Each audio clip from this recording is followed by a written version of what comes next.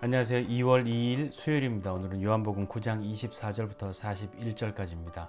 제가 읽겠습니다. 이에 그들이 맹인이었던 사람을 두 번째 불러 이르되 너는 하나님께 영광을 돌리라. 우리는 이 사람이 죄인인 줄 아노라. 대답하되 그가 죄인인지 내가 알지 못하나 한 가지 아는 것은 내가 맹인으로 있다가 지금 보는 그것이니이다. 그들이 이르되 그 사람이 내게 무엇을 하였느냐? 어떻게 내 눈을 뜨게 하였느냐? 대답하되 내가 이미 일렀어도 듣지 아니하고 어찌하여 다시 듣고자 하나이까? 당신들도 그들의 제자가 되려 하나이까?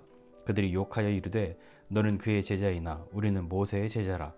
하나님이 모세에게는 말씀하신 줄을 우리가 알거니와 이 사람은 어디서 왔는지 알지 못하노라. 그 사람이 대답하여 이르되 이상하다. 이 사람이 내 눈을 뜨게 하였으되 당신들은 그가 어디서 왔는지 알지 못하는도다. 하나님이 죄인의 말을 듣지 아니하시고 경건하여 그의 뜻대로 행하는 자의 말은 들으시는 줄을 우리가 아나이다. 창세 이후로 맹인으로 난 자의 눈을 뜨게 하였다 함을 듣지 못하였으니 이 사람이 하나님께로부터 오지 아니하였으면 아무 일도 할 수 없으리이다. 그들이 대답하여 이르되 내가 온전히 죄 가운데서 나서 우리를 가르치느냐 하고 이에 쫓아내어 보내니라. 예수께서 그들이 그 사람을 쫓아냈다는 말을 들으셨더니 그를 만나사 이르시되 내가 인자를 믿느냐? 대답하여 이르되 주여 그가 누구시오니이까 내가 믿고자 하나이다. 예수께서 이르시되 내가 그를 보았거니와 지금 너와 말하는 자가 그이니라. 이르되 주여 내가 믿나이다 하고 절하는지라. 예수께서 이르시되 내가 심판하러 이 세상에 왔으니 보지 못하는 자들은 보게 하고 보는 자들은 맹인이 되게 하려 함이라 하시니 바리새인 중에 예수와 함께 있던 자들이 이 말씀을 듣고 이르되 우리도 맹인인가? 예수께서 이르시되 너희가 맹인이 되었더라면 죄가 없으려니와 본다고 하니 너희 죄가 그대로 있느니라. 아멘. 네, 그 맹인이었던 사람이 눈을 뜨고 난 다음에 다시 두 번째로 이 바리새인들에게 불려갑니다. 그냥 이렇게 뭔가 초청해서 어떤 일이 있었는지 친절하게 듣는 것이 아니라 마치 신문하는 그런 자리와 같은 그런 압박감과 그런 분위기 가운데에 그를 다시 세운 것이죠. 이렇게 이야기합니다. 너는 하나님께 영광을 돌려라. 우리는 그가 죄인인지 아노라. 이 말 자체에서 벌써부터 분위기가 감지되는 겁니다. 너는 정말 하나님께 영광을 돌려라. 우리는 그 예수라는 사람이 죄인인 줄 아노라. 그러니까 말 똑바로 해야 돼 하는 그런 분위기를 만들고 있는 거죠. 하나님께 영광이라는 말을 사용하면서도 참으로 하나님의 영광에 대해서는 관심이 없는, 정말 하나님의 영광이 드러나고 있는 예수님의 그 시간들에 대해서는 전혀 관심이 없는 그 사람들의 모습을 보여주고 있습니다. 그런데 여기서 이 맹인이었던 이 사람이 아주 놀라운 고백을 합니다. 그가 죄인인지 아닌지 나는 모릅니다. 그가 죄인인지 아닌지 나는 알 수 없으나 내가 아는 거 하나 있는데 그게 뭐냐면 내가 전에는 못 봤는데 지금은 본다는 사실입니다. 라고 고백합니다. 그러니까 바리새인들이 묻는 거죠. 야, 그가 뭐 했어? 어떻게 했길래 네가 눈을 떴다고 얘기하는 거야?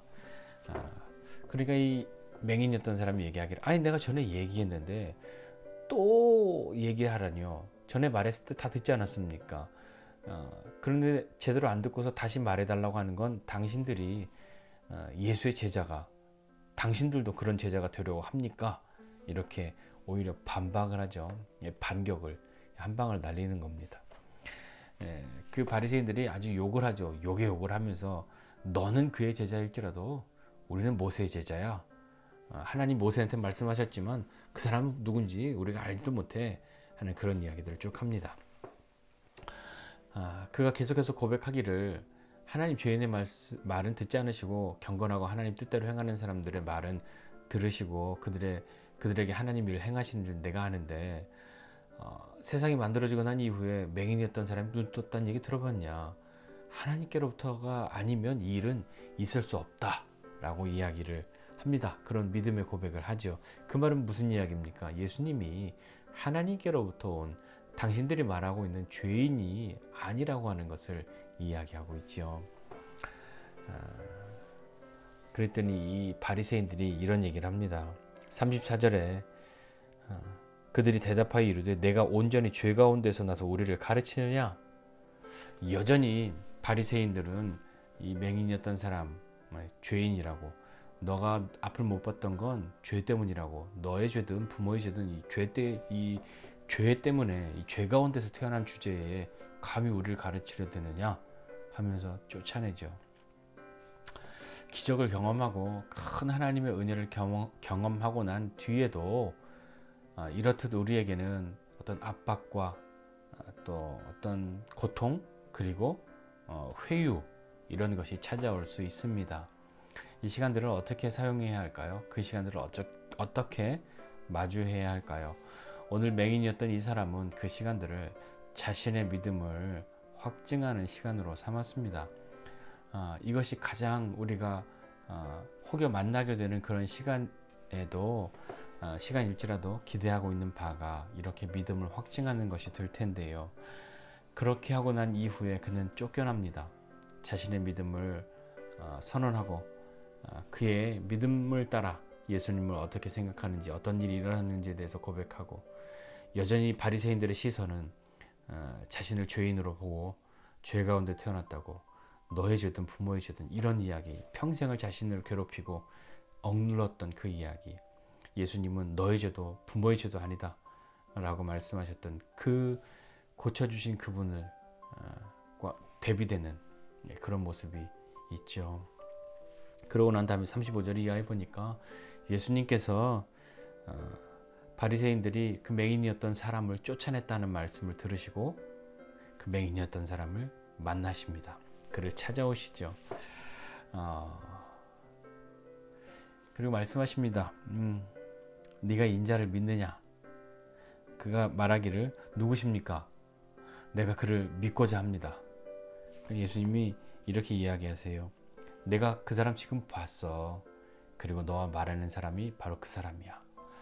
이전에는 아무리 보라고 이야기하고 그런 이야기를 해도 그 맹인이었던 사람에게는 아무 효력이 없는 이야기였는데 넌 지금 보고 있어 라고 말씀하십니다. 어떻게 보면 굉장히 재밌는 이야기잖아요. 누구세요? 그가 누구십니까? 그 나야 이렇게 얘기하면 되는데 네가 지금 보고 있어. 내가 너와 얘기하고 있는 그 사람이 바로 그 사람이야. 예수님이 그렇게 말씀하시죠. 그랬더니 그 맹인이었던 사람이 내가 믿습니다 하고 예수님께 절합니다. 그리고 예수님이 그 믿음을 고백한 그 사람에게 예수님이 어떠한 분이신지 다시 한번 가르치시는데요. 이때 예수님이 그 믿음의 고백 이후에 말씀하시는 것은 나는 세상을 심판하는 심판의 주님이라는 것을 말씀하십니다. 그리고 내가 심판하러 세상에 왔는데 보지 못하는 사람 보게 하고 보는 자들은 맹인이 되게 하려 합니다. 이렇게 말씀하니까 바리새인들이 뭐라고 이야기하냐면 야 그러면 우리가 맹인이란 얘기야? 라고 이야기하는 거죠. 얼마 전에 말씀드렸던 참 자유 얻고 싶은 사람 주님께 매어라 했던 그 시인이 썼던 시가 또 하나 있습니다. 저희 어렸을 때 이거 뭐 교회에서 찬양으로 만들어서 그 만들어진 노래를 듣고 같이 부르기도 했는데 내용은 이렇습니다. 참 소경이 누구냐? 참 소경이 누구냐? 이렇게 말하면서 세상을 못 보는 사람이냐? 아니다. 주님을 못 보는 사람이 아닌가 하는 그런 찬양, 그런 시에 붙여졌던 노래를 많이 부르기도 했었습니다. 정말 그렇습니다. 정말 소경이, 옛날 말 소경이라고 얘기했는데 맹인이 앞 못 보는 사람이 누구냐? 세상에 보이지 않는 사람이 앞을 못 보는 거냐? 아니다. 주님을 보고도 주님을 못 보는 사람이 정말로 앞을 볼 수 없는 사람 아니냐 하는 그 고백이 생각이 납니다. 오늘 말씀 보면서 기적이나 은혜를 경험하고도 우리에게 압박과 고통과 어떤 회유가 찾아올 수 있다. 그리고 그 시간들은 반드시 우리의 믿음을 확증할 수 있는 그런 시간으로 만들어야 하지 않겠나 하는 다짐을 해보고, 또 하나 예수님이 우리를 아신다. 우리에게 어떤 일이 일어났는지, 어떤 시간을 겪었는지, 은혜와 기적을 경험하고도 고난과 고통, 압박과 회유 가운데 있다는 것, 그리고 그 가운데에서 믿음을 잃지 않으려고 또 믿음의 고백을 했던 것을 다 아신다 하는 것을 생각해 봅니다. 예수님이 이 맹인이었던 사람 고쳐달라고 말하지 않았는데 고쳐주셨잖아요. 예수님의 긍휼하심이 여전히 그에게 있습니다. 그에게 일어난 일들을 다 들으시고 찾아오십니다.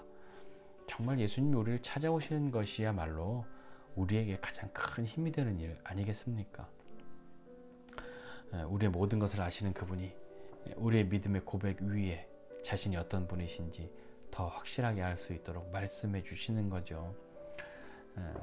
우리는 이처럼 믿음을 고백할 수 있는, 확증할 수 있는 기회가 왔을 때 그것을 그러한 때로 삼을 수 있는 믿음의 사람들이 다 되면 좋겠습니다. 여전히 이 맹인이었던 이 사람은 바리새인들에게 죄인 취급을 당하고 불쌍히 여김이나 어떤 마음의 동의나 그가 경험한 기적과 은혜에 대한 어떤 놀라움이나 감사 이런 것은 전혀 없고 여전히 싸늘하게 죄인이라는 시선, 긍휼이 전혀 없는 그런 가운데 놓여져 있지만 이 맹인이었던 사람을 향한 예수님의 긍휼하심은 그를 고쳐주셨을 때나 그가 겪었던 일들을 들었을 때나 그를 만나러 찾아오셨던 것이나 다 여전히 그에게 변함없이 함께하고 있었습니다. 주님의 긍휼하심은 우리를 찾아오시는 그분의 마음 가운데에 녹여져 있습니다. 주님이 우리를 찾아오십니다. 더군다나 그 믿음의 고백 위에 자신의 믿음으로 인하여 압박과 고통 가운데 있을 그때 주님이 다 아십니다. 주님 찾아오셔서 그분이 어떤 분이신지 우리에게 어떤 일을 행하시는지 말씀하시는 그분이 오늘도 우리와 함께 하시는 것 믿고 용기 있게 함께 나아가지 않으시겠습니까? 38년 된 병자가 고침받고 또 맹인이었던 사람도 고침받았는데 다 고쳐달라고 말하지 않았는데 주님이 긍휼하심으로 고쳐주시고 이 앞선 38년 된 병자와 이 맹인이었던 사람의 차이는 그 믿음을 고백하는 것 거기에 있는 것 같습니다. 이 맹인이었던 사람이 주님이라고 고백하는 예수님, 그분이 오늘도 저와 여러분 가운데 함께 하십니다. 용기 내어 믿음으로 삶을 살아가는 저와 여러분 모두가 되시기를 주님의 이름으로 축복합니다. 기도하겠습니다. 하나님 아버지 은혜와 사랑을 감사드립니다.